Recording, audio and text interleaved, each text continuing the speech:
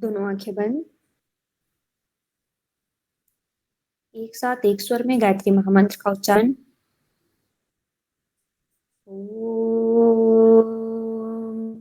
भूर्भुवः स्वः तत्सवितुर्वरेण्यं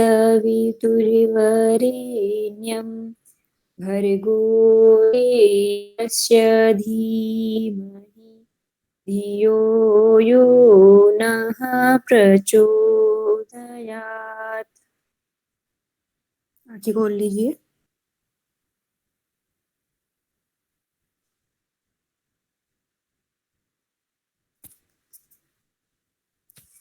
पीपीटी दिखाई दे रही है?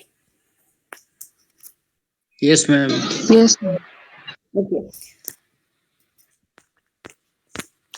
एक बार फिर से हम सिलेबस पर नजर डालते हैं। अब तक हमने जितना पढ़ लिया है उसमें हमने श्वेताश्वतर उपनिषद पढ़ लिया है, योग कुंडलिनी उपनिषद पढ़ लिया है और योग चूड़ामणि उपनिषद पढ़ लिया है। आज हम चौथा उपनिषद जो है त्रिशिक ब्राह्मण उपनिषद, इसका अध्ययन करने वाले हैं। इसके बाद हमारे पास और 4 उपनिषद बचेंगे।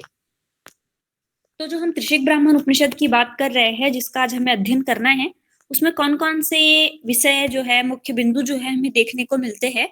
तो उसमें अष्टांग योग की चर्चा है, शिव तत्व की विद्यमानता किस तरीके से प्राणियों में है उसकी चर्चा है, ब्रह्म से जगत की उत्पत्ति कैसे होती है, पहले एक पिंड था, फिर वो पिंड के विभाजन हुए, धीरे धीरे सारी सूक्ष्म और स्थूल वस्तुएं बनी, इस पर उन्होंने चर्चा की है। ज्ञान प्राप्ति के कौन कौन से साधन हैं, कर्मयोग और ज्ञान योग की उन्होंने काफी विस्तार से चर्चा की है। इसके अलावा नाड़ी, कुंडलिनी, प्राणायाम किस किस तरीके से किया जा सकता है, इन पर चर्चा इसमें हुई है। इसके अलावा भी बहुत सारे बिंदु है जिस पर चर्चा हुई है, जैसे मुद्राओं पर काफी चर्चा है, मर्म स्थानों पर चर्चा है। बट हमारा जो सिलेबस है उसके अकॉर्डिंग हमें सिर्फ 3 बिंदुओं पर फोकस करना है कि अष्टांग योग के बारे में क्या कहा है, कर्मयोग के बारे में क्या कहा है और ज्ञान योग के बारे में क्या कहा है। ये 3 बिंदुओं पर हमें डिस्कस करना है। तो इसमें हम देखेंगे कि ज्ञान और कर्मयोग जो है वो बहुत थोड़ा थोड़ा सा वर्णन है, और कोई ऐसा विशेष नहीं है, जनरल चीजें हैं। तो आप नॉर्मली कर्म और ज्ञान योग को इसमें से समझ जाओगे। लेकिन जो अष्टांग योग है, अष्टांग योग को हमें थोड़ा ज्यादा फोकस करने की जरूरत है, क्योंकि हमने अष्टांग योग दूसरे ग्रंथों में भी पढ़ा है, हठ योग के ग्रंथों में पढ़ा है, पतंजलि में पढ़ा है, उसके अलावा बहुत सारे उपनिषदों में भी योग के अंग पढ़े हैं। लेकिन यहाँ पर जो अष्टांग योग है वो थोड़ा सा अलग है उनसे। जो 8 अंग के नाम है वही है, लेकिन उनको जो परिभाषित करने का तरीका है वो थोड़ा सा अलग है।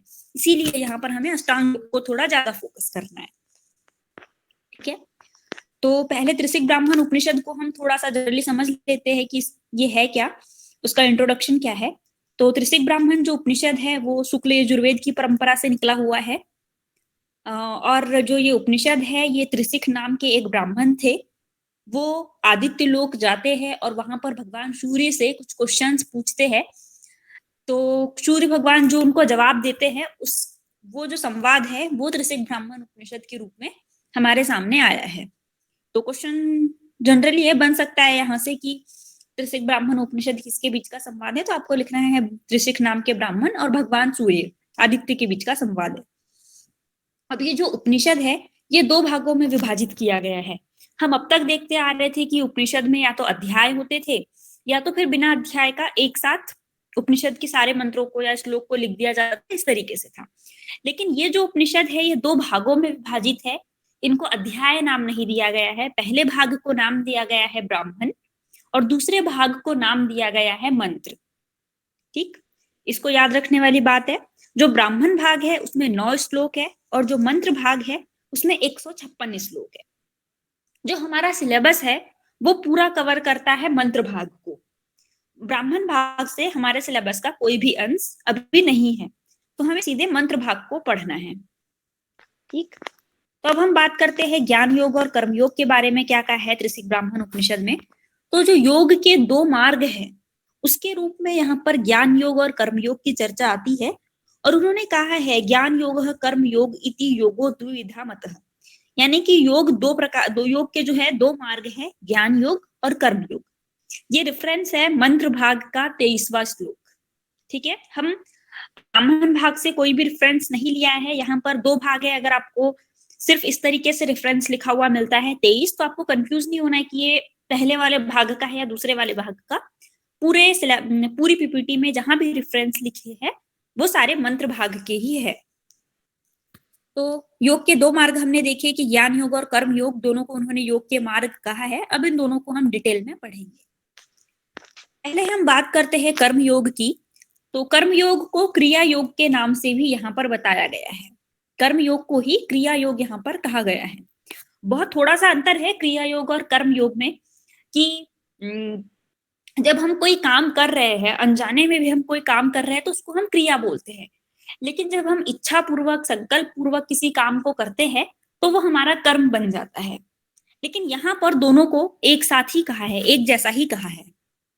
तो उन्होंने कर्म के बारे में कहा है इस उपनिषद में, आदित्य भगवान ने बताया है कि कोई भी जीव है वो जब तक कर्म करेगा तब तक ही जीवित रहेगा। जब तक उसकी जीवन गति चल रही है वो कोई ना कोई कार्य करते रहता है। यहाँ पर क्रिया और कर्म दोनों को एक लिया है, इसीलिए बोला है कि जैसे वो श्वास ले रहा है तभी उसका अस्तित्व है। श्वास लेना भी एक क्रिया ही हो गई ना। तो जब तक वो कोई भी क्रिया या कर्म करते रहेगा तब तक उसका अस्तित्व बना हुआ है। जब उसके शरीर के अंदर की क्रिया समाप्त हो गई है तो वो मृत जैसा हो जाएगा, या तो मृत हो जाएगा यानी उसका शरीर मृत्यु को प्राप्त हो गया। दूसरी स्थिति है कि जब उसके कर्म समाप्त हो गए तो वो मोक्ष को प्राप्त कर लेगा। मोक्ष की स्थिति में भी उसके कर्म और क्रिया समाप्त हो जाते हैं। मृत्यु की स्थिति में क्या होगा, शरीर ने क्रिया और कर्म करना तो बंद कर दिया परंतु परमानेंटली नहीं किया है। अब वो अगला जन्म लेके फिर से कर्म और क्रिया शुरू करेगा, इस तरीके से कहा गया है। ठीक है, तो कर्म जब तक वो करते रहेगा तब तक उस व्यक्ति का या उस शरीर का अस्तित्व है, उसके बाद उसका अस्तित्व समाप्त हो जाता है। जब मनुष्य जो है वो कर्म को त्याग कर देता है तो उसको शांति की प्राप्ति होती है। जैसे कि मैंने अभी कहा कि उसको परमानेंटली शांति कब मिलेगी, जब उसकी क्रिया समाप्त होगी, जैसे कि मृत्यु की स्थिति में और मोक्ष की स्थिति में। पर एक स्थिति में जो उसको शांति है वो परमानेंट शांति नहीं मिली है, वो कुछ क्षण की या कुछ दिनों की शांति है। जब मोक्ष प्राप्त हो जाता है तो वो परमानेंट शांति होती है। अब उन्होंने कहा है कि अगर आप निरंतर कर्मों को करते हैं, कौन से कर्मों को, जो शास्त्रों में जो कर्म कहे गए हैं उन कर्मों में अगर निरंतर आप अपने मन को लगाते हो और कर्म और कर्तव्यों को करते रहते हो, उन शास्त्रोनुकूल कर्मों में अपने मन को लगाकर, तो इसी को कर्मयोग उन्होंने कहा गया है। ये उन्होंने रेफरेंस दिया है 25वें श्लोक में। ठीक है, शास्त्र अनुकूल कर्मों में मन को लगाना और उन कार्यों को या उन कर्तव्यों को करना ही कर्मयोग है। अब उन्होंने कहा है कर्मयोग करने से हमें क्या फल की प्राप्ति होगी। तो उन्होंने कहा है कि कर्मयोग अगर आप करोगे, क्रिया योग करोगे, तो आपको आत्म कल्याण के लिए जितनी भी सिद्धियां होती है वो सब अपने आप मिल जाएगी। ये इतना सा जो डिस्कस है वो उन्होंने कर्मयोग के बारे में किया है। अब बात करते हैं ज्ञान योग के बारे में कि ज्ञान योग के बारे में त्रिशिक ब्राह्मण उपनिषद में क्या वर्णन मिलता है।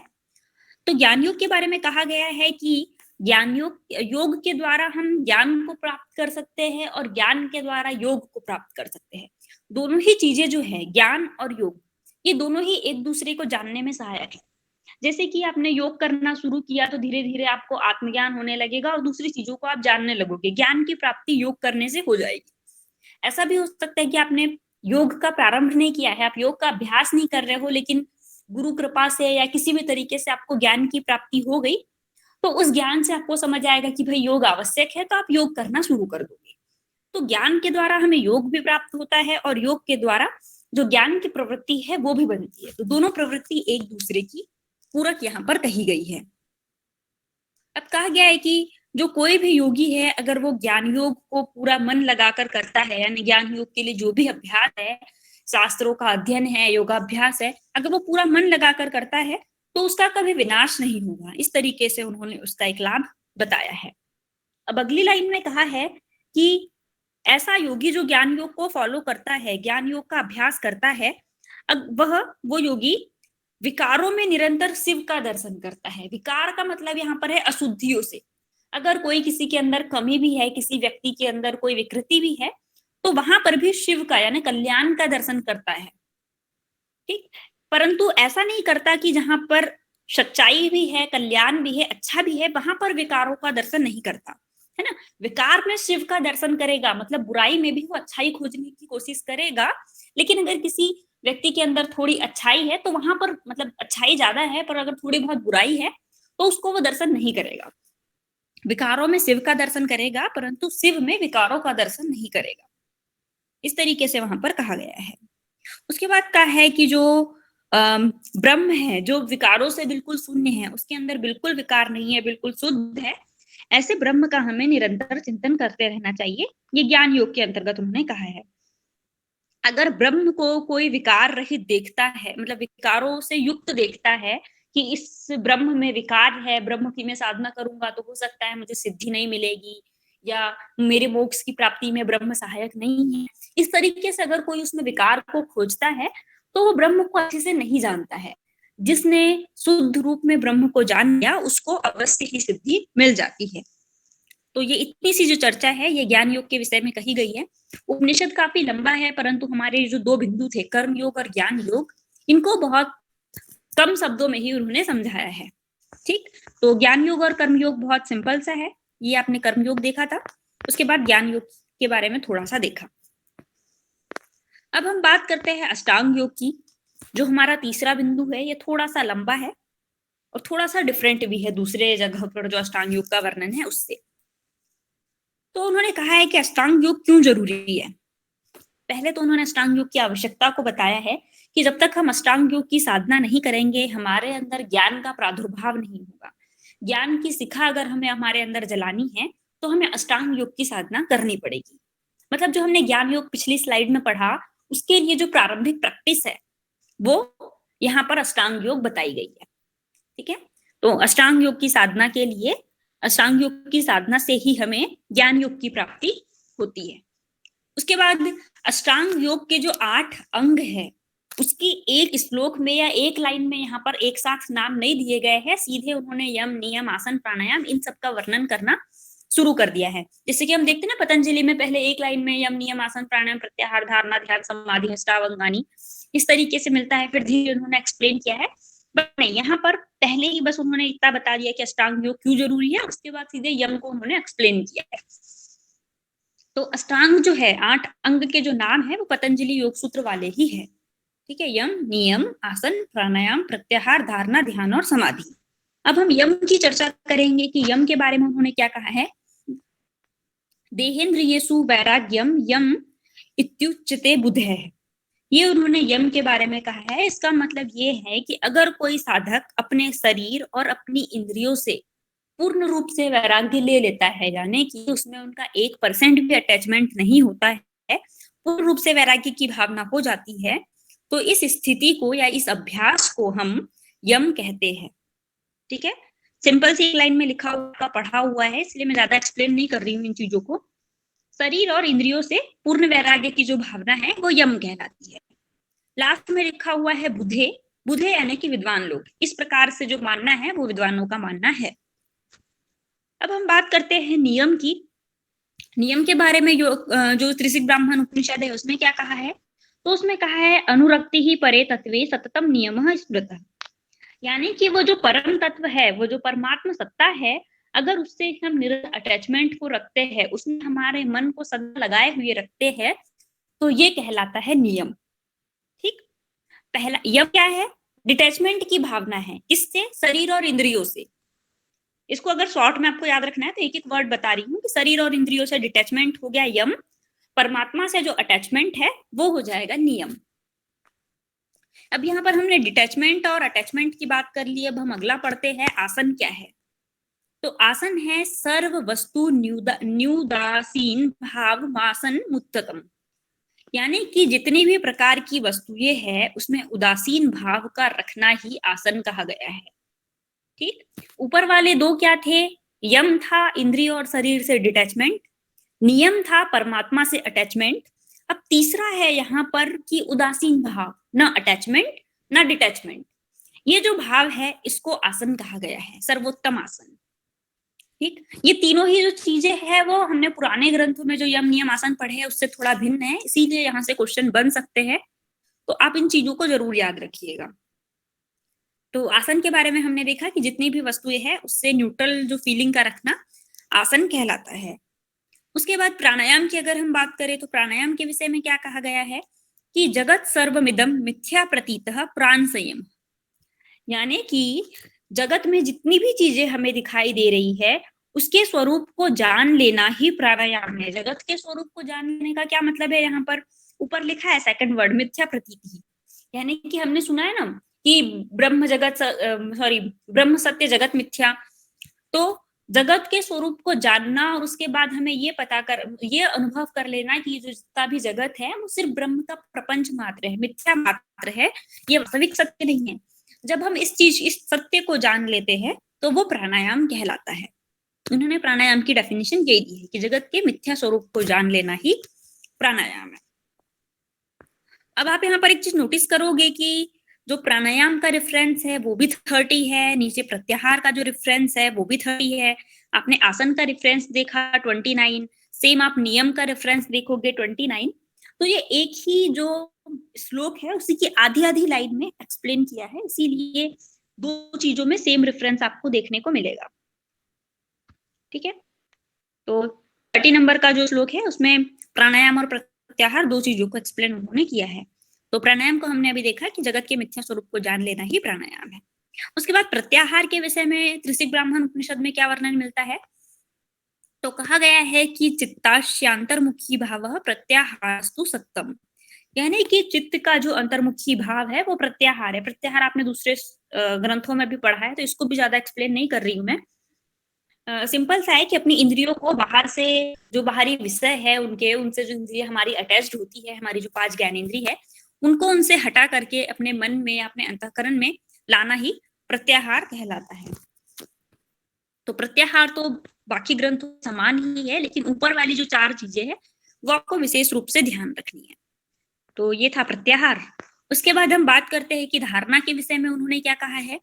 तो त्रिशिक ब्राह्मण उपनिषद में कहा है चित्तस्य निश्चिलो भावो धारणा, यानी कि चित्त का जो निश्चल भाव है, निश्चल भाव से यहाँ पर क्या तात्पर्य है, निश्चल यानी बिना चलने वाला स्थिर जो भाव है, यानी कि चित्त जहां पर बिल्कुल स्थिर हो जाता है, एक तार में लगने लगता है, एक ही बिंदु पर लगा रहता है, उसको हम बोलते हैं निश्चल भाव, है ना। तो हमारे चित्त का स्थिर भाव को या निश्चल भाव को धारण करना ही धारणा कहलाता है। ये भी दूसरे ग्रहों के समान ही है, जनरल है। अब ध्यान के बारे में उन्होंने क्या कहा है, तो सोहम चिन्मात्र मेवेति चिंतनम ध्यान मुच्यते, यानी कि सोहम यानी वह जो है वह मैं ही हूँ, या जो परमात्मा तत्व है वो मैं ही हूँ, मैं ही परमात्मा तत्व हूँ, इस तरीके का जो भाव होता है, मैं चिन्मात्र स्वरूप में, इस तरीके का भाव अगर किसी साधक के मन में आ जाता है, तो मन में आने का मतलब है उसके कर्मों में या भावों में प्रकट होना। सिर्फ ऐसा नहीं कि उसने एक बार सोच लिया तो वो ध्यान हो गया, है ना। उसको फॉलो जब वो करने लगता है, अपने आप को मात्र स्वरूप को अनुभव जब करने लगता है, तो वो ही ध्यान है। ठीक, सोहम चिन्मात्र में वेते चिंतन ध्यान उच्चते, चिंतन स्वरूप मैं हूं, यही भाव रखना ध्यान कहलाता है। अब उसके बाद समाधि क्या है, तो समाधि को हम देखें तो समाधि को भी थोड़ा सा डिफरेंट यहाँ पर बताया है कि ध्यान से विस्मृति सम्यक समाधि भी दीयते, यानी कि ध्यान जब पूर्ण रूप से हम ध्यान की अवस्था को भी भूल जाते हैं कि हमारे अंदर का ये भाव कि मैं ही परमात्मा तो हूँ, परमात्मा तो ही मैं हूँ, इस तरीके के जो भाव है ये भी जब हमारे अंदर से पूर्ण रूप से समाप्त हो जाते हैं, इन भावों को भी हम भूल जाते हैं, तो उसको ही समाधि कहा है। तो अभी हमने जो 8 अंग देखे उसमें यम, नियम, आसन, प्राणायाम और समाधि, इन 5 अंगों को आपको विशेष रूप से ध्यान रखना है क्योंकि ये दूसरे ग्रंथों से थोड़ा अलग है। तो क्वेश्चन इन 5 से बनने की संभावना ज्यादा है। अब हम बात करेंगे कि हमने जो यम नियम पढ़े, ये हमने अभी तक सिर्फ परिभाषा पढ़ी, अब उनके अंग कितने हैं, यम कितने प्रकार के बताए हैं, इसकी चर्चा हम करेंगे। तो जो 22वां, 32वां और 33वां नंबर का जो श्लोक है उसमें यम की चर्चा की गई है, और उसमें यम कहा गया है कि यम जो है वो 10 है, 10 यम बताए गए हैं, उनकी संख्या। तो कहा गया है कि अहिंसा, सत्यम, अस्तेयम, ब्रह्मचर्यम, दयार्जवम, क्षमा, धृतिर्मिताहारः, शौचम चेति यमादस, यानी कि ये जो 10 नाम यहाँ पर लिखे हुए हैं, अहिंसा, सत्य, अस्तेय, ब्रह्मचर्य, दया, आर्जव, क्षमा, धृति, मिताहार और शौच, ये जो 10 अंग है ये यम के अंग कहलाते हैं, या 10 ये 10 है ये यम के प्रकार है, इनको आपको याद करना है। तो क्वेश्चन अभी जैसे शायद लास्ट एग्जाम में आया था कि कुछ यम और नियम के कुछ अंग मिक्स करके दे दिए थे और उसमें पहचानने को कहा गया था कि इसमें से यम का कौन सा अंग नहीं है।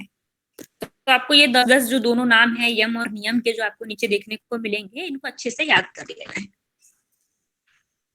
अब नियम कौन कौन से कहे गए हैं, तो नियम की संख्या भी यहाँ पर 10 बताई गई है और इनका जो रेफरेंस है वो 33वें और 34वें नंबर के श्लोक में है, मंत्र भाग के यानी सेकंड भाग के।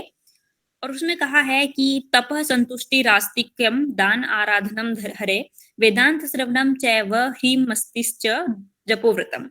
यानी कि ये जो 10 नाम लिखे हुए हैं, तप, संतुष्टि, आस्तिकता, दान, हरि का आराधना यानी उनका भजन, वेदांत का श्रवण, लज्जा, ह्रीम का मतलब यहाँ पर लज्जा है ना। अगर संस्कृत वर्ड आते हैं ह्रीम अगर लिखा हुआ आ जाता है तो आपको उसका मतलब लज्जा से लेना है।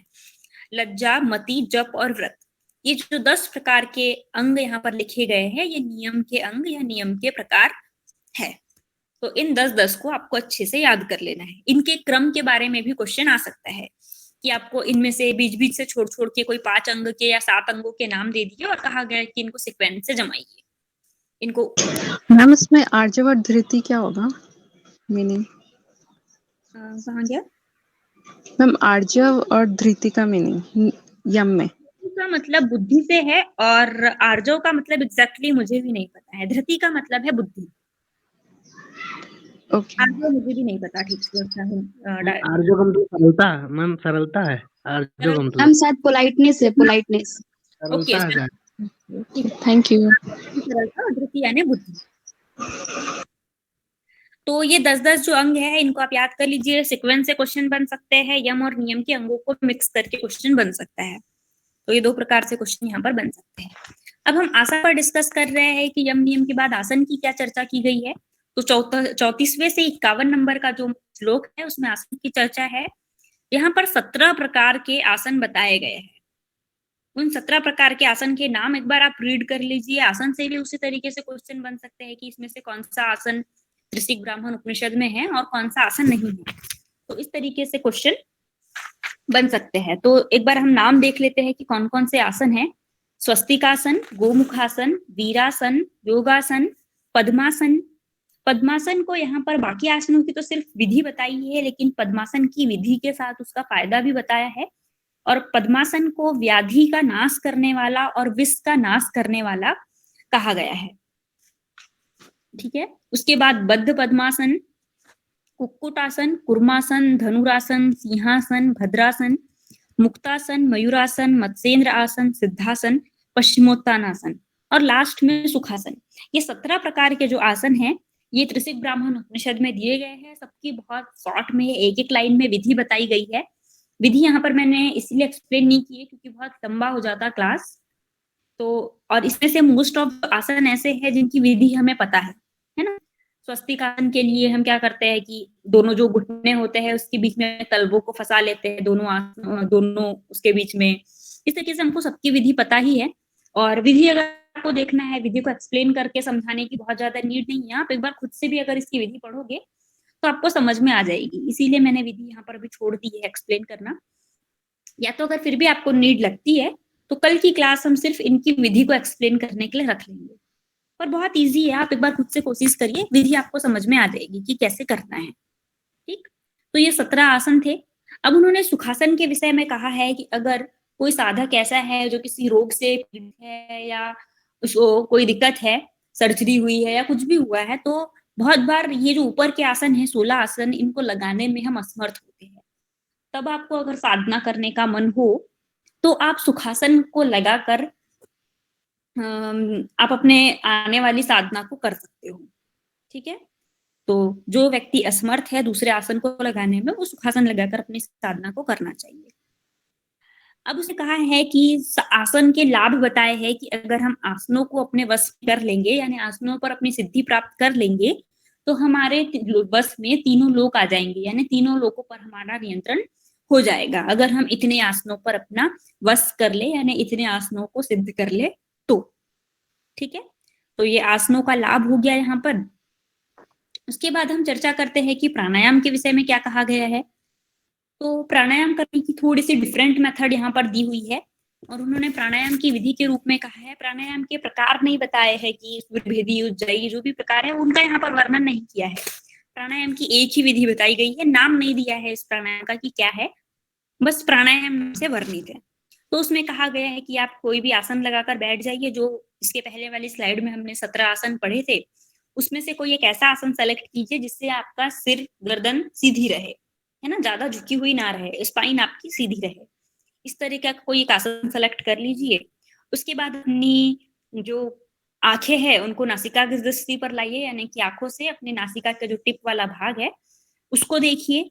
दोनों दांतों को दांतों से स्पर्श ना करें, यानी कि दोनों दांतों की जो पंक्तियां है उनके बीच में थोड़ा सा गैप हमें रखना है, एक दूसरे के ऊपर चिपका कर नहीं रखनी है, ये यहाँ पर निर्देश दिया है। उसके बाद आपको अपनी जीवा जो है उसको तालू में स्पर्श करना है, यानी कि जो आपका पैलेट वाला रीजन होता है, ऊपर वाला पैलेट है ना, ऊपर वाला जो पैलेट है तालू, उसमें आपको अपनी जीवा को लगाना है। चित्त को बिल्कुल स्वस्थ रखना है, इधर उधर के भावों को आपके दिमाग में नहीं आने देना है, बिल्कुल निरामय भाव, यानी कि कुछ इस तरीके से आपको अपने दिमाग को बना लेना है कि कोई भाव आपके दिमाग में नहीं आ रहे हैं। स्वस्थ चित्त और निरामय भाव करना है। उसके बाद आपको अपने सिर को थोड़ा सा आगे की तरफ झुकाना है, यानी कि जैसे हम फॉरवर्ड बैंड करते हैं ना योग मुद्रा करते समय, उस तरीके से आपको सिर को आगे की तरफ झुकाना है और योग मुद्रा में अपने हाथों को लेकर आना है। योग मुद्रा में हाथों का लाने का मतलब है कि आपको दोनों हाथों के फिंगर्स को लॉक कर लेना है, ठीक। इतना करने के बाद आपको प्राणायाम का अभ्यास करना है। ये जो ऊपर की हमने जो फर्स्ट पॉइंट में विधि बताई, स्टेप्स बताई गई है, ये प्राणायाम की प्री प्रैक्टिस है ना। प्री प्रैक्टिस यानी पहले जो हमें करना है, प्राणायाम करने से पहले जो स्थिति में हमें आनी है वो स्थिति यहाँ पर वर्णित की गई है। उसके बाद उन्होंने कहा है कि प्राणायाम करने से पहले, जैसे हम जनरली प्राणायाम में देखते हैं कि 3 स्टेप में प्राणायाम होता है, पूरक करते हैं, कुंभक करते हैं, फिर रेचक कर देते हैं, लेकिन यहाँ पर प्राणायाम की 4 स्टेप बताई गई है कि आपको प्राणायाम करने से पहले पूरी श्वास को बाहर निकाल देना है, यानी कि सबसे जो फर्स्ट स्टेप है वो आपकी रेचन होगी। उसके बाद आप पूरक करोगे, फिर कुंभक करोगे, फिर रेचक करोगे। तो उन्होंने अपनी विधि में भी लिखा है कि आपको प्राणायाम के लिए जो 4 क्रम है, 4 विधियां बताई गई है, इन चारों को फॉलो करना है। तो रेचक, पूरक, कुंभक और रेचक, इन चारों को क्रम से करते रहना है, बार बार इसी साइकिल में आपको वायु को लेना, छोड़ना और रोकना है। इन चारों को बार बार करने से क्या होगा, हमारे नाड़ियों के अंदर जितनी भी वायु या प्राण संचरित हो रहा है वो गतिशील बन जाएगा, एक्टिव हो जाएगा, ब्लॉक नहीं रहेगा। अब पूरा 4 स्टेप में करना तो है, लेकिन किस मात्रा में करना है, कौन सी स्टाइल से करना है, उसको भी यहाँ पर हमने थोड़ा सा एक्सप्लेन किया है और कहा है कि सबसे पहले जो है, आप जब पूरी श्वास को बाहर निकाल रहे हो तो आप कैसे निकालोगे, अपनी लेफ्ट नॉस्ट्रिल को बंद करोगे अपने अंगूठे से और पूरी जो श्वास है वो बाहर निकाल दोगे, है ना। जैसे हमने पिछली क्लास में भी डिस्कस किया था कि अब हमने योग मुद्रा में हाथ रख लिए, तो अब हम कैसे निकाले, मतलब दाई नासिका को कैसे दबाएंगे। तो या तो हाथ छोड़ के दबा ली, श्वास बाहर निकाल दीजिए, यानी अंगूठे का प्रयोग कर लीजिए, या उच्च साधना के बाद बिना हाथ के प्रयोग के भी आप सिर्फ राइट नॉस्ट्रिल से रेचक कर सकते हो, ठीक है। तो आपको दाई नासिका से श्वास को पूरे तरीके से बाहर निकाल देना है, फिर बाई नासिका से आपको पूरक करना है, यानी कि इनहेल करना है, कुछ समय तक होल्ड करके रखना है और फिर से दाई नासिका से रेचन कर देना है। ये एक क्रम हुआ है ना, एक बताया ये जो, लेकिन अल्टा मैं बताती हूँ कैसे है। तो ये एक राउंड रखा हुआ है कि आपको जो पहली बार जब आप श्वास निकालोगे तो उसके लिए तो कोई रेशो नहीं है, क्योंकि जितनी भी श्वास आपके लंग्स में भरी हुई है आप सारी बाहर निकाल दोगे रेचक में। जब आप फिर से पूरा करोगे इनहेल, जब आप सेकंड स्टेप में कर रहे हो तब आपको 16 मात्रा तक इनहेल करना है, फिर जब आप कुंभक करोगे तो 64 मात्रा तक आपको कुंभक करके रखना है, और फिर आप जब रेचक करोगे तब आपको 32 मात्रा तक रेचन करना है। तो इस तरीके से क्रम बताया है। जो फर्स्ट स्टेप है उसके लिए मात्रा यहाँ पर वर्णित नहीं की गई है। अब जो मुझे समझ में नहीं आया। ओके, फिर से बता देती हूँ। देखिए, जनरली हम जैसे प्राणायाम करते हैं ना कि हमने पहले इनहेल किया, होल्ड किया और फिर एक्सहेल कर दिया, सेम वही है, सिर्फ हमें जो फर्स्ट स्टेप है वो थोड़ी सी चेंज कर देनी है कि श्वास लेने से पहले, जब हम फर्स्ट टाइम श्वास ले रहे हैं उसके पहले आपको पूरी श्वास को बाहर निकाल देना है। तो ये जो पूरी श्वास आप बाहर निकाल रहे हो प्राणायाम करने से पहले, इसको फर्स्ट स्टेप कहा है। सेकंड स्टेप में क्या होगा कि आप राइट नॉस्ट्रिल से लेफ्ट नॉस्ट्रिल से इनहेल करोगे। फर्स्ट स्टेप पूरी श्वास बाहर, सेकंड स्टेप जो आपकी लेफ्ट नॉस्ट्रिल है, बाई नासिका है, उससे इनहेल। थर्ड स्टेप में आप होल्ड करके रखोगे अपनी श्वास को अंदर की तरफ, और फोर्थ स्टेप में क्या होगा, आपकी जो राइट नॉस्ट्रिल है यानी दाई नासिका जो है, उससे आप एक्सेल करोगे। पुरानी ही विधि है, सिर्फ फर्स्ट स्टेप आपको ऐड कर देनी है कि आप प्राणायाम करने से पहले पूरी श्वास बाहर कर दीजिए। पूरी श्वास बाहर जब आप कर रहे हो फर्स्ट स्टेप में, इसके लिए उन्होंने मात्रा का अनुपात नहीं बताया है कि कितनी देर तक आपको पूरी श्वास बाहर करनी है, क्योंकि जितनी भी आपने इनहेल करके पहले से रखी हुई है उसको आप बाहर कर रहे हो, तो उसके लिए यहाँ पर मात्रा का निर्धारण नहीं किया है। जो दूसरी स्टेप है, यानी कि जब आप इनहेल कर रहे हो तब आप 16 मात्रा तक इनहेल करोगे। तीसरी स्टेप यानी जब आप होल्डिंग कर रहे हो तो आपको 64 मात्रा तक होल्ड करके रखना है, यानी कुंभक लगाकर रखना है। जब फोर्थ स्टेप है, यानी कि जब आप एक्सेल कर रहे हो राइट नॉस्ट्रल से, तो वो 12 मात्रा तक आप एक्सेल करोगे। ठीक है, ये इनका रेशो बताया गया है। सेकंड, थर्ड और फोर्थ स्टेप का ही रेशो यहाँ पर वर्णित है। अब ये जो प्रोसेस हुई, यानी कि अभी हमने क्या किया, लेफ्ट से लिया, होल्ड किया, राइट से छोड़ा, यानी कि चंद्रभेदी का ही तो एक राउंड किया है हमने, है ना, चंद्रभेदन का ही एक राउंड यहाँ पर कंप्लीट हुआ है। तो उन्होंने कहा है कि इस क्रम को भी करना है, यानी चंद्रभेदी का भी राउंड करना है। उसके बाद इस प्रक्रिया को हमें विपरीत क्रम में भी दोहराना है, यानी कि हमने फर्स्ट में क्या किया था, बाई नासिका से पूरक किया था, तो अब हमें इसके विपरीत क्रम में करने के लिए क्या करना पड़ेगा कि हम दाई नासिका से इनहेल करेंगे, फिर कुंभक करेंगे, और फिर बाई नासिका से रेचक करेंगे। यानी विपरीत क्रम का मतलब क्या है कि हम यहाँ पर सूर्य भेदन का भी एक बार अभ्यास करेंगे। तो एक राउंड चंद्र भेदन, फिर एक राउंड सूर्य भेदन, ये मिलके क्या बन जाता है, नाड़ी शोधन प्राणायाम। तो नाम तो वर्णित नहीं है, लेकिन इनके कहने का इनडायरेक्ट मतलब यही है कि आपको प्राणायाम कैसे करना है, नाड़ी शोधन के तरीके से। नाड़ी शोधन की ही विधि यहाँ पर वर्णित है, बस शब्दों को थोड़ा सा घुमा फिरा दिया है। ठीक है, समझ आया क्या? समझ आया? Yes ma'am, yes ma'am. Okay, ठीक है। तो यहाँ पर क्रम और विपरीत क्रम दोनों से ही प्राणायाम को करने की चर्चा है। और अब प्राणायाम को कितनी बार करना है ना, तो उसके लिए भी उन्होंने बताया है कि प्राणायाम को आपको दिन में यानी 24 घंटे में 4 बार करने को कहा गया है। कब कब या मैम, हाँ, ये 16 और 64 32 लिखा है, वो मेरे को समझ में नहीं आ रहा है। ये मात्रा है, ये इनकी मात्रा ऐसी है कि आप जैसे कि इनहेल कर रहे हो तो 16 सेकंड तक अगर आपने इनहेल करने 16 सेकंड तक अगर आपने इनहेल किया है तो आपको 64 सेकंड तक होल्ड करके रखना पड़ेगा अपनी श्वास को, और फिर 32 सेकंड तक आपको एक्सेल करना पड़ेगा, है ना। मेनली यहाँ पर 1/4 Okay, रेशो है। हाँ, समझ आ गया अब। रेशो है क्या? 1:4:2 का रेशो। हाँ, 1:4:2 का रेशो है, लेकिन यहाँ पर 16 64 32 इसलिए दिया है क्योंकि प्राणायाम का स्तर उच्च है, तो इसीलिए यहाँ पर जो मात्रा है वो थोड़ी ज्यादा बढ़ा दी गई है। 16 सेकंड तक आपको होल्ड करके रखना है, सेकंड नहीं है यहाँ पर वैसे मतलब, और उसकी मात्रा है ना। एग्जाम में 1:4:2 भी अगर आएगा और 16 64 32 भी आएगा, तो आपको 16 64 32 पर टिक करना है ना।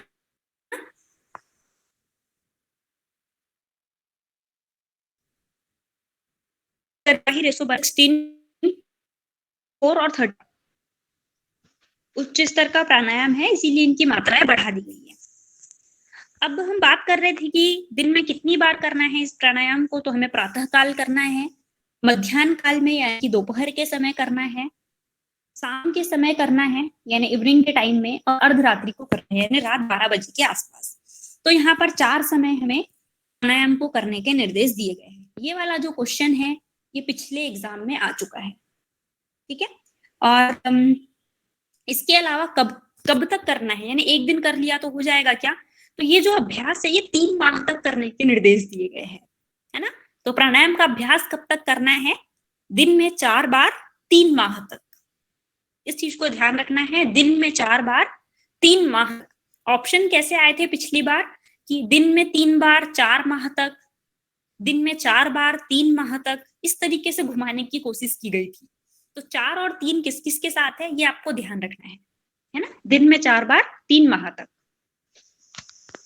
अब जो हम प्राणायाम कर रहे हैं उसको हमें 80 मात्रा तक बढ़ाना है, यानी कि जो हम 16 सेकंड तक इनहेल कर रहे थे ना, इस 16 सेकंड को हमें 80 तक बढ़ाना है, कि हम 80 सेकंड तक इनहेल करें। सेकंड में सिर्फ समझाने के लिए बोल रही हूँ, ठीक है, सेकंड यहाँ पर नहीं है, है ना, 80 मात्रा है यहाँ पर मैं सेकंड समझाने के पर्पज से बोल रही हूँ। तो आप 80 मात्रा तक इनहेल करोगे, इसका जब 4 गुना करोगे तो हो जाएगा 32, 320, है ना। 320 सेकंड तक आपको होल्ड करना है और 60 सेकंड तक आपको एक्सेल करना है। इस जब आपका होल्डिंग का लेवल ये आ जाएगा या प्राणायाम का लेवल ये आ जाएगा, तब तक आपको प्राणायाम का अभ्यास करते रहना है। और ये जो लेवल है आपका 3 महीने में लगभग आ जाता है, इसीलिए यहाँ पर 3 महीने तक आपको प्राणायाम के अभ्यास के निर्देश दिए गए हैं। ठीक, तो इस चीज को ध्यान रखना। हाँ, इसमें कुंभक लिखा है 80 मात्रा तक, तो सिर्फ कुंभक तो ये हो गया 20। नहीं, कुंभक का मतलब प्राणायाम है, क्योंकि प्राणायाम को कुंभक कहा जाता है ना, इसीलिए वहां पर कुंभक लिखा है। हम इसका अच्छा, रेशो इसको नहीं 20 80 40 नहीं मानेंगे? 20 80 40 नहीं, 80 मात्रा तक बढ़ाने का मतलब है कि प्राणायाम को हमें 80 मात्रा तक बढ़ाना है, सिर्फ होल्डिंग को नहीं। प्राणायाम को कुंभक कहते हैं, इसीलिए इसको कहा गया है। 16 का 80 हो जाएगा, फिर अकॉर्डिंगली बढ़ जाएगा 4 2। हाँ, रेशो वही बढ़ जाएगा। Okay ma'am. ओके, अब हमने प्राणायाम देख लिया कि उसकी विधि क्या है, कब कब करना है, कितनी देर तक करना है, कैसे करना है, इस पर हमने डिस्कस कर लिया। अब हम देखेंगे कि अगर हम इस तरीके से प्राणायाम को करते हैं तो हमें इसका क्या फल मिलेगा। तो उसका जो वर्णन है 92 से 108 नंबर के श्लोक में बताया है। उन्होंने कहा है कि अगर आप एक दिन इस तरीके से प्राणायाम करते हो, अगर आप 24 घंटे अभ्यास करते हो, एक दिन गए आपने 4 टाइम अभ्यास किया, जो रेशो बोला गया था 16 64 32, उसके अनुपात में आपने एक दिन अगर अभ्यास किया है तो आपके जितने भी पाप है वो सब नष्ट हो जाएंगे। अगर आपने 3 साल तक इसका लगातार अभ्यास किया, 3 साल तक अगर लगातार आप इस चीज का अभ्यास करते हो तो आपको योग सिद्धि हो जाएगी, वायु जय हो जाएगा, इंद्रिय जय हो जाएगा, आप अल्पाहारी बन जाओगे, आपकी निद्रा बहुत कम हो जाएगी, तेजोमय हो जाओगे और बलवान हो जाओगे। इस तरीके से प्राणायाम के यहाँ पर लाभ बताए गए हैं। इसके अलावा कहा है कि प्राणायाम सिद्धि होने के बाद आपको अकाल मृत्यु का भय नहीं रहेगा। ये नहीं लिखा है कि अकाल मृत्यु नहीं होगी, सिर्फ अकाल मृत्यु का भय नहीं रहेगा। ठीक है, अब प्राणायाम जो है वो 3 प्रकार के होते हैं। अधम प्राणायाम, अगर प्राणायाम के अभ्यास के समय आपके शरीर में पसीना आता है तो वो प्राणायाम कहलाता है अधम प्राणायाम। अगर शरीर में कपकपी होने लगी, ये एक तरीके से सिद्धियां है, धीरे धीरे स्टेप बाय स्टेप आगे बढ़ रहे हैं, है ना। तो अधम प्राणायाम के समय पसीना आता है। मध्यम प्राणायाम के समय क्या होता है, हमारा शरीर कांपने लगता है, थोड़ा सा उसमें वाइब्रेशन होने लगता है। और उत्तम प्राणायाम में क्या होता है, ऊर्ध्वगमन, हम जिस स्थान पर बैठे हुए आसन, तो हमें हमारे शरीर को बहुत हल्कापन अनुभव है और हम जमीन से थोड़ा ऊपर उठने लगते हैं। ठीक है, तो ये 3 प्रकार के प्राणायाम यहाँ पर कहे गए हैं, अधम प्राणायाम, मध्यम प्राणायाम और उत्तम प्राणायाम। इनसे भी शायद तक एक बार क्वेश्चन बन चुका है, मैच द कॉलम टाइप का कुछ, कि अधम प्राणायाम में क्या होता है, मध्यम में क्या होता है और उत्तम में क्या होता है। तो ये आपको याद रखना है। अब जब अधम प्राणायाम हमारा सिद्ध हुआ तो उससे कुछ तो लाभ हमें मिलेगा। ऐसा तो है नहीं कि हम जब प्राणायाम की बिल्कुल सिद्ध अवस्था में पहुंच जाएंगे, लास्ट स्टेप कर लेंगे तभी हमें फायदा मिलेगा, ऐसा नहीं है। धीरे धीरे आप स्टेप को फॉलो करते जाओगे, धीरे धीरे आपको फायदे मिलते जाएंगे। तो जब आप अधम प्राणायाम कर रहे हो तो क्या फायदा आपको मिलेगा, तो आपकी जितनी भी आधी व्याधि है, आधी व्याधि यानी कि शारीरिक और मानसिक रोग, सॉरी, आधी यानी मानसिक रोग और व्याधि यानी शारीरिक रोग, तो आपके सारे मानसिक और शारीरिक जितने भी रोग है वो नष्ट हो जाएंगे अधम प्राणायाम की सिद्धि के बाद, और आपके जितने भी पाप है वो नाश हो जाएंगे। मध्यम प्राणायाम में क्या होगा कि महाव्याधियों का नाश हो जाएगा। महाव्याधि मतलब जितने भी जीर्ण रोग है ना, जो हल्के फुल्के रोग है वो तो अधम प्राणायाम संभाल लेगा, लेकिन जो बहुत बड़े लेवल के रोग है, क्रॉनिक जो हो चुके हैं, उस प्रकार की जो व्याधियां है उनको मध्यम प्राणायाम उनका निवारण करता है।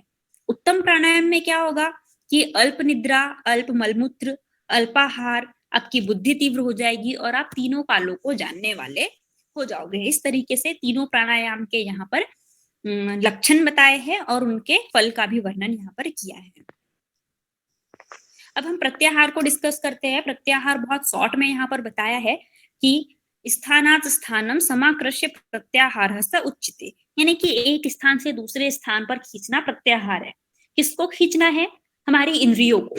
कहाँ से? एक स्थान का मतलब है जो कहाँ से खींच कर लाना है, जो इंद्रिया जिन विषयों से टच है उन विषयों से खींचकर दूसरे स्थान पर लाना है, यानी कि हमारे अंतःकरण में या हमारे मन में स्थापित करना है उन इंद्रियों को। तो एक स्थान से खींचकर दूसरे स्थान में लाना, किसको? हमारी इंद्रियों को विषयों से खींचकर मन में लाना प्रत्याहार कहलाता है। तो ये प्रत्याहार बहुत शॉर्ट में बताया है, बाकी इसके फायदे नहीं बताए हैं कि प्रत्याहार करने से क्या होगा, कुछ भी नहीं, सिर्फ एक लाइन में वहां पर प्रत्याहार की डेफिनेशन दी है। अब हम बात करते हैं धारणा क्या है। तो धारणा के विषय में कहा है मनसो धारणम यद्धितस्य च यमादिभिः, यानी कि यम आदि, यानी यम आदि का मतलब है यहाँ से यम से लेकर प्रत्याहार तक। यम आदि मतलब है यम से लेकर प्रत्याहार तक के अभ्यास से मन को एकाग्र करना ही धारणा है। यानी कि धारणा के पहले के जो 5 अभ्यास थे उन सबका अभ्यास करते रहना और मन को एकाग्र कर लेना ही धारणा कहलाता है। ये धारणा की डेफिनेशन थी। धारणा करने का फायदा क्या होगा? तो धारणा करने से जो है हम संसार रूपी जो समुद्र है उससे पार हो जाएंगे, यानी कि संसार के भवबंधन से हम हो जाएंगे, उनको पार कर लेंगे।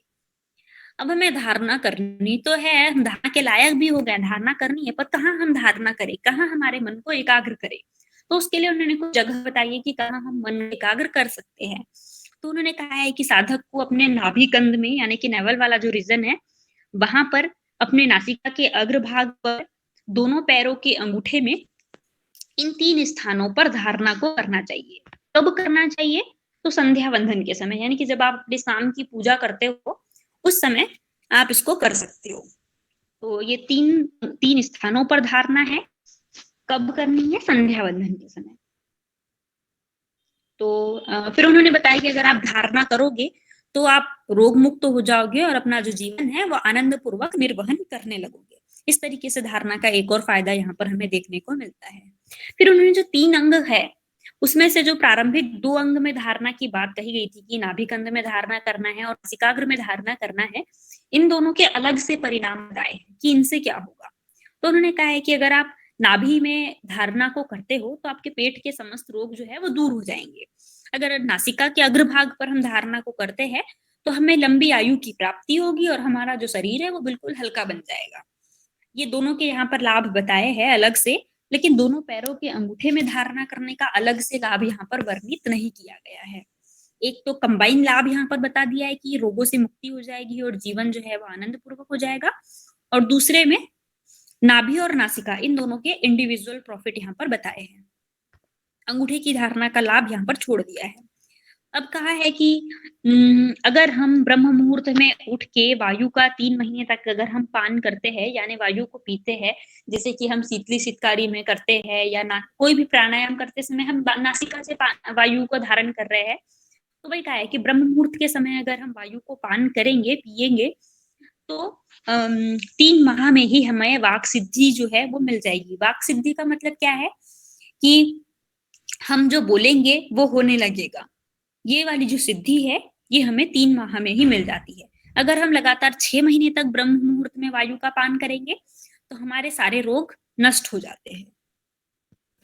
इसके अलावा इन 3 जो ऊपर हमने 3 स्थान पढ़े, यहाँ पर धारणा की तो चर्चा है ही, उसके बाद उन्होंने एक लाइन और कही है कि अगर आप जिन स्थान पर आपको रोग हो, जहाँ वायु रोग जिस भी स्थान पर आपको लगता है कि आपकी एल्बो में दिक्कत है, एल्बो मुड़ नहीं पाती है, या आपको घुटनों में कोई दिक्कत है, अर्थराइटिस है, तो उन अंगों पर आप धारणा को करिए, तो उस अंगों से रिलेटेड जो रोग है वो आपका दूर हो जाएगा। इस तरीके से भी उन्होंने कहा है। अब ध्यान और समाधि पर की बात करते हैं। ध्यान और समाधि के विषय में उन्होंने क्या कहा है? तो त्रिशिक ब्राह्मण उपनिषद जो है उसमें ध्यान के विषय में 149 नंबर के श्लोक में है और समाधि के विषय में 161 में। तो यहाँ ध्यान के विषय में कहा है कि जो देव है, विश्वरूप देव है, यानी कि जो पूरा ब्रह्मांड है उसको चाहे आप स्थूल रूप में देखिए, चाहे सूक्ष्म रूप में देखिए, चाहे अपने इष्ट देवता के रूप में देखिए, आप जिस भी रूप में विश्वरूप देव को मानते हो, है ना, जिस भी रूप में आप देव को मानते हो, स्थूल में, सूक्ष्म में, किसी भी रूप में, उसका अपने हृदय कमल में आपको ध्यान करना है। ये यहाँ पर ध्यान की विधि बताई गई है। अगर आप विश्व रूप देवता का किसी भी रूप में हृदय कमल में ध्यान करते हो तो उसके लाभ क्या मिलेंगे? तो जो साधक है वो बिल्कुल परमात्मा के समान हो जाता है, मतलब एक जैसा वो परमात्मा के लेवल का बन जाता है, परमात्मा से साक्षात्कार उसका हो जाता है ना, साक्षात परम ब्रह्म का स्वरूप वो साधक बन जाता है। उसके अलावा एक और लाभ बताया है कि अष्ट सिद्धि जो है, अष्ट सिद्धियां कौन सी, किसी को पता है क्या? किसी को अष्ट? Yes ma'am. अणिमा लगिमा। अणिमा महिमा गरिमा भगिमा प्राप्ति पराक्रम वासित विसित। ठीक है, गुड। ये जो 8 सिद्धियां हैं ये भी ध्यान के अभ्यास के बाद हमें प्राप्त हो जाती है। तो ये ध्यान के बारे में भी बहुत छोटा सा है, सिर्फ विधि है कि आप ध्यान जो ईश्वर का कोई भी रूप का अपने हृदय कमल में ध्यान करिए और 2 लाभ आपको यहाँ पर मिल जाएंगे। ये ध्यान के विषय में कहा है। उसके बाद समाधि के विषय में क्या कहा है कि जब हम ध्यान के अभ्यास से मैं ही ब्रह्म हूं की स्थिति तक पहुंच जाते हैं, जब मैं ही ब्रह्म हूं का भाव हमारे अंदर आ जाता है तो हम समाधि की स्थिति तक पहुंच जाते हैं। जब हमें समाधि प्राप्त हो जाती है तब हमारी सारी वृत्तियां, हमारी सारी इच्छाएं, वासनाएं सब कुछ समाप्त हो जाती है। ये उसका फायदा बताया है। और जब हमें समाधि मिल ही गई है तो समाधि मिलने के बाद किसी का पुनर्जन्म तो होता नहीं है, क्योंकि वो कैवल्य या मोक्ष की अवस्था को प्राप्त कर चुका होता है। तो उसका एक फायदा ये भी है कि फिर से हम इस नश्वर जगत में जन्म नहीं लेते हैं। जो जीवात्मा है, उस साधक की जो उस साधक की या उस जीव की जो आत्मा है वो परमात्मा में उस तरीके से विलीन हो जाती है जिस तरीके से हम पानी में नमक घोलते हैं तो वो नमक घुल जाता है ना, तो उसी तरीके से फिर वो नमक दिखाई नहीं देता, यानी पूरा उसमें विलीन हो जाता है। वैसे ही जीव की जो आत्मा है वो परमात्मा में विलीन हो जाती है। और उसके बाद कहा है कि समाधि जब हो जाती है तो हमें निर्वाण का जो पद है वो उस पर हम विराजमान हो जाते हैं।